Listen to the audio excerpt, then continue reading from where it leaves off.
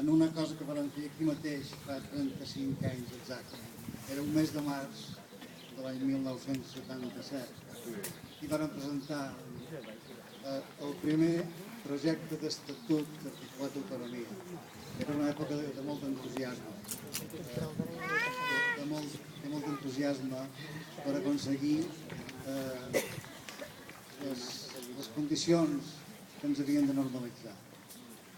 I havia de pensar en aquells moments que lluitàvem amb entusiasme per tenir autonomia, que aquesta autonomia arribaria a ser un instrument en mans d'aquelles persones que no defensen ni els interessos ni la personalitat d'aquest país, sinó que la volen esclafar.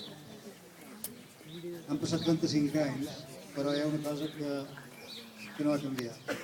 I és que en aquell moment aquí hi havia un poble que tenia ganes de llibertat, que tenia ganes de ser qui era. I avui, pot ser més encara, aquí hi ha un poble que té ganes de llibertat, que creu que després d'aquesta experiència l'autonomia ja no serveix, que hem de cercar nous horitzons, noves fites, hem de cercar fites de llibertat completa. I, com ja s'ha dit també abans, aquí hi ha un poble i si estem units, si actuem sempre amb fermesa, no ens guanyaran.